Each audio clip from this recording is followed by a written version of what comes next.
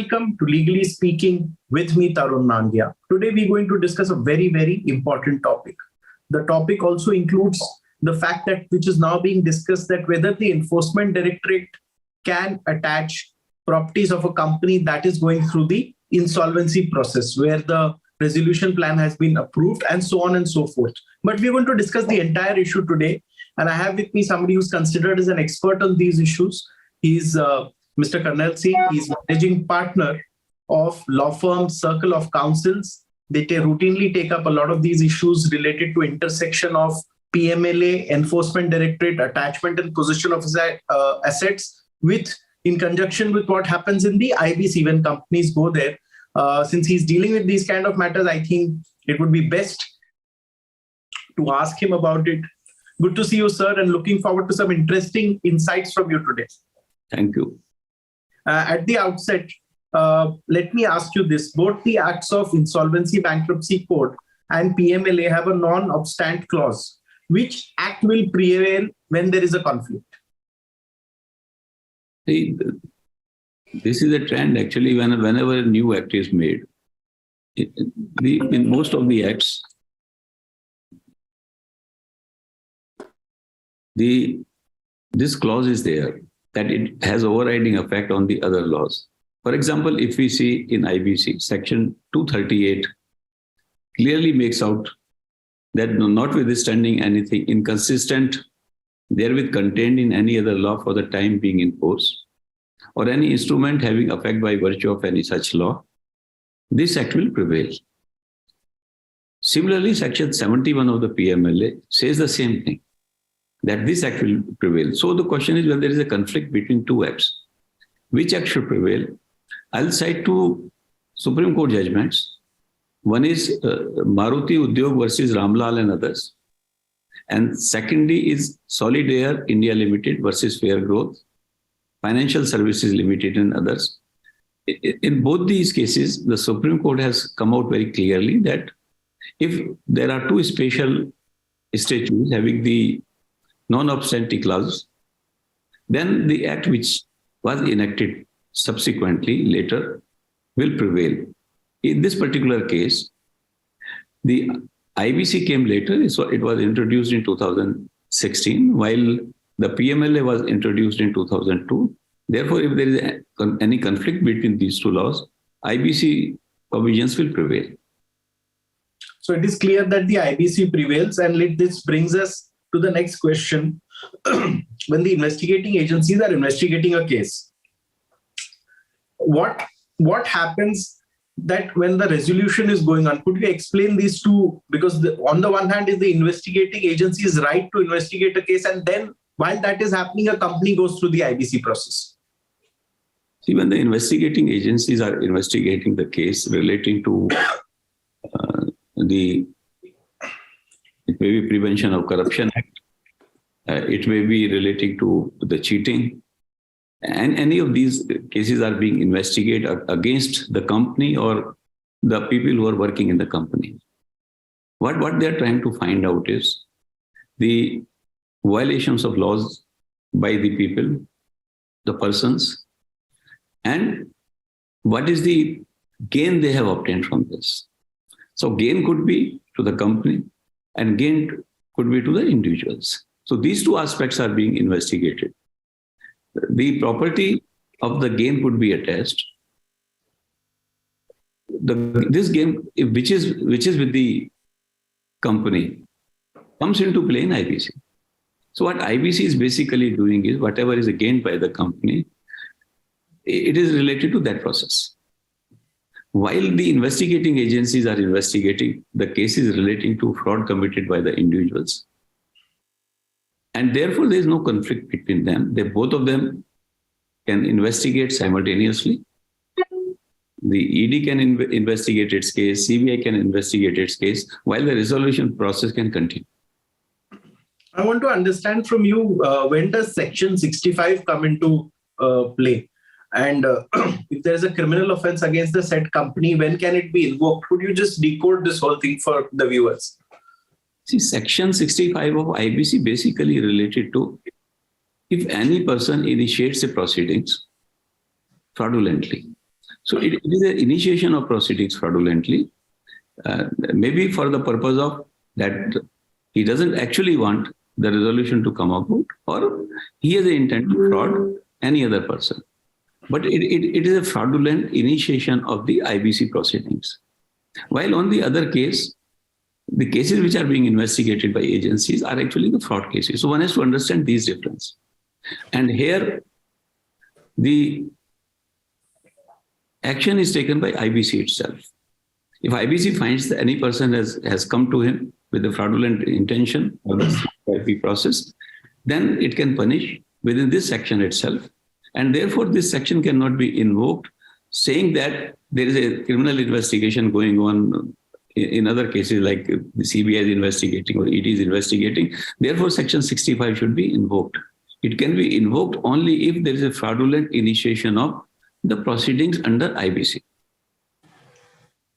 Can I understand from you that can any agency, including the Directorate of Enforcement, attach the property of a corporate debtor once the resolution plan has been approved by NCLT? Could you give some examples? Because a lot of promoters, a lot of GCs, lawyers also want clarification on this issue is on everybody's mind these days.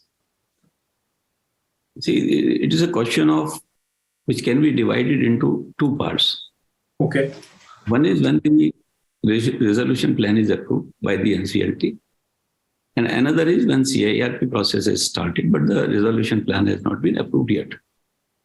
So I'll take up the later part first. When the resolution plan has been approved by the NCLT. Now there is a section 32A IBC which was introduced in December 2019 and January 2020. You can say that the act was introduced in Parliament in 2019 and came into implementation in January 2020. Before that, the situation was that ED proceedings will take precedence over the attachment, the IBC proceedings. And there is a judgment, Deputy Director of Enforcement, Delhi versus Axis Bank. In this case, High Court of Delhi had held that the objectives of two enactments are completely different. And hence, the court should provide for a harmonious construction of the said provisions. The IBC will not prevail over PMLA. So this was the situation, and this judgment was passed on 2nd April 2019. Now, thereafter, the government found that the government wanted that the creditors should get compensated. And because of this conflict between IBC and PMLA, it is a problem for the creditors. And therefore, amendment was made in the IBC and Section 32A was introduced. Now, what Section 32A says, let me just read a portion of it. Notwithstanding anything to the contrary, contained in this code or any other law for the time being in force, the liability of a corporate debtor for an offence committed prior to commencement of the corporate insolvency resolution process shall cease, and the corporate debtor shall not be prosecuted for such an offence from the date of resolution plan has been approved by the adjudicating authority under Section 31. It further goes on to say, provide no action shall be taken against the property of the corporate debtor in relation to an offence committed prior to the commencement of the corporate insolvency resolution process, where such property is covered under a resolution plan approved by the adjudicating authority under Section 31. It further says, an action against the property of the corporate debtor in relation to an offence shall include the attachment, seizure, retention, or confiscation of such property under such law as may be applicable to the corporate debtor. So this section makes it abundantly clear that once the resolution plan is passed, then no property of the corporate debtor can be attached, can be seized, or can be retained by any other agency or by anyone. Thereafter, there have been judgments of the courts by the NCLT also in 2020. NCLT, the appellate tribunal, in the case of JSW Steel Limited versus Mahendra Kumar Khandelwal and others had decided. And it says that the resolution plan submitted by JSW Steel stands approved, and amendments provides blanket immunity to them, thereby flagging all the criminal prosecutions against the corporate debtor. Similarly, by NCLT in April 2021, in a case of Directorate of Enforcement versus Manoj Kumar Agarwal, resolution professionals and others had clearly observed that attachment order passed by ED was nullity. Then we come to another case, Nitin Jain case, Delhi High Court again in December 2021 has said and restrained ED from taking any action against liquidating the estate of corporate debtor or the corpus gathered by the liquidator. In the case of Rajiv Chakravarti versus Directorate of Enforcement, again, Delhi High Court has again made it clear that after the embargo under Section 32A is triggered, then no attachment can be done by any other agency. So Thank you. It's very, very clear that after the case has come into play, once the resolution plan is approved, no action can be taken by any other agency. And if some action has been taken previously, the property has been attached, even that has to be released. Thank you so much for sharing in detail and giving some important cases and citing them for the viewers. It gives an insight into the issue. Can I stretch this further to ask you? There are some discussions when we speak to people about the constitutional validity of 32A of Insolvency Bankruptcy Code. Could you address that question too? Yeah, absolutely. In a case of Manish Kumar versus Union of India, the issue came up before the Supreme Court. And in that case, in 2021, Supreme Court has upheld the constitutional validity of Section 32A. So its constitutional validity has already been upheld by the Supreme Court. Okay. Now, Section 32A comes into the picture after the resolution plan of a company has been approved. Can now agencies sometimes move ahead and attach property once this resolution plan has been approved? Or sometimes when the resolution process has been started, but the plan is yet to be approved. These are situations which are fluid. It takes a month or two sometimes to happen. It's a gray area. Could you decode it for the viewers? See, absolutely. As I explained, after 32A comes into play, resolution plan has been approved by the NCLT. Thereafter, no attachment can be done. And even if previous attachment was there, that attachment becomes null and void. There is one case is still pending in the Supreme Court on this issue. That is, suppose that the previous attachment, which was done by Enforcement Directorate, was done prior to introduction of Section 32A itself. Can even after the resolution plan is passed now, whether that becomes null and void. Now, this issue is pending in JSW Steel case in the Supreme Court. Now, second is when the resolution plan is yet to be passed, but the CIRP process is started. Now, this is a gray area as far as legal issues are concerned, and this thing is pending in the Honorable Supreme Court to take a call on this, whether the ED can attach or any other agencies can attach the property between the process when CIRP has been started and the resolution plan is yet to be passed. You mean this is left to adjudication by the Supreme Court as of now? Yes. Do you think it will give a lot of clarity, a lot of companies? Because I think the number of cases has now crossed well over 12,000 in IBC. Yes, it will give a lot of clarity to the people because there are actually two issues now pending in the Supreme Court EPC.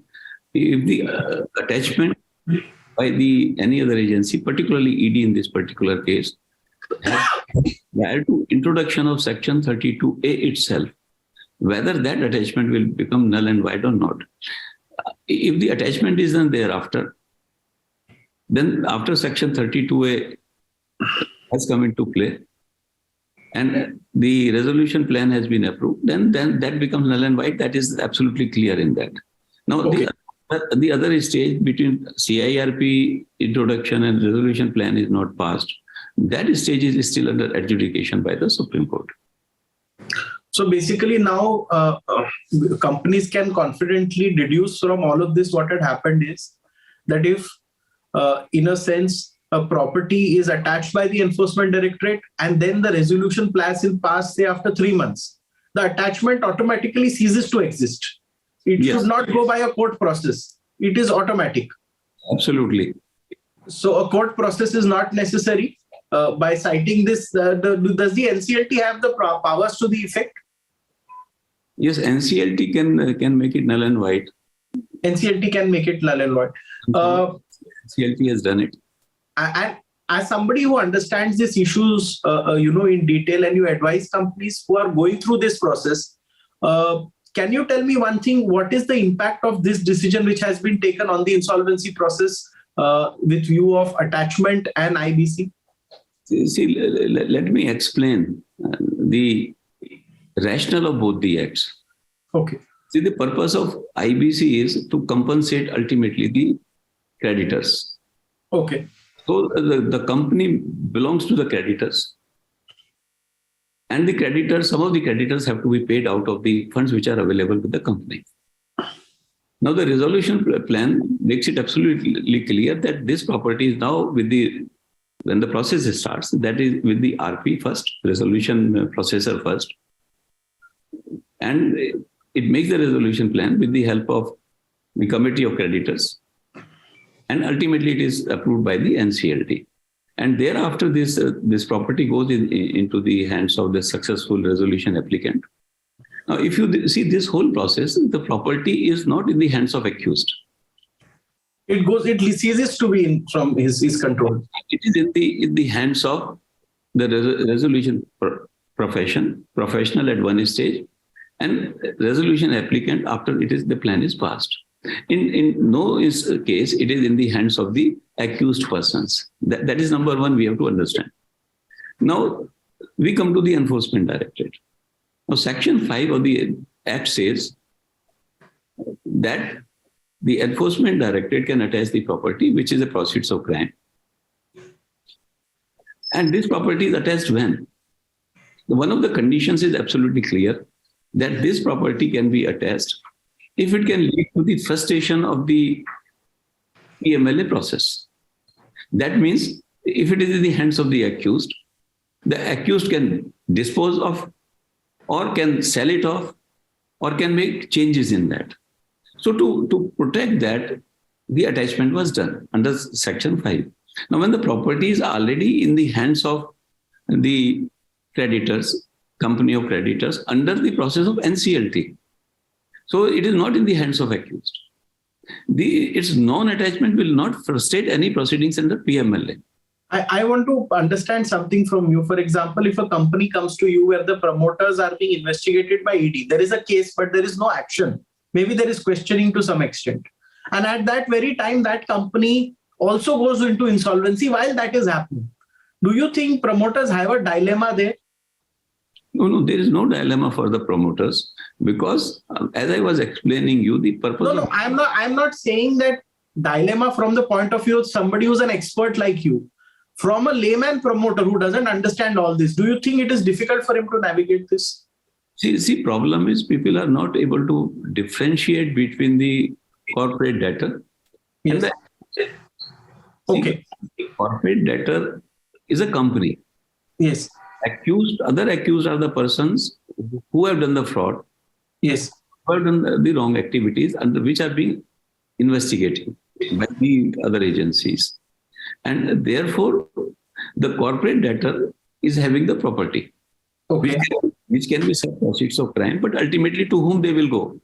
They will ultimately go after the whole process of PMLA is finished. The court will pronounce it that it goes to the central government and can also give directions to the central government that this property should be compensated to the victim. And yes. The victim are the creditors. Yes. On the contrary, IBC is a faster process. While okay. PMLA will take 10 years to take a decision in the criminal courts, IBC will be decided in 1 year. So in the process of IBC, the victims, that is the creditors, will be compensated very fast. While in the contrary, the PMLA, the victims will be compensated later. So the purpose of both the acts appears to be absolutely same. Only in the case of IBC, the decision will be faster.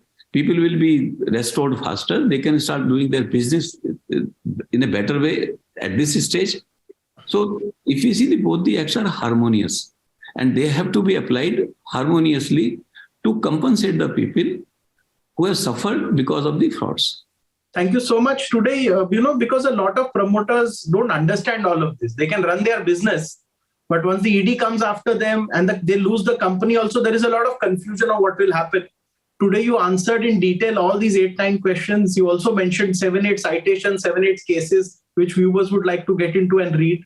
We'll appreciate if you could give us time again once after the Supreme Court judgments, which clears the issue on this once more.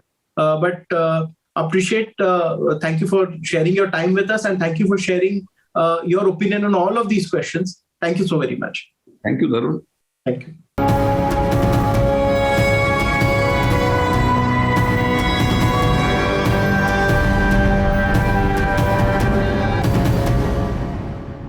For more such videos, subscribe to the NewsX YouTube channel, hit the bell icon.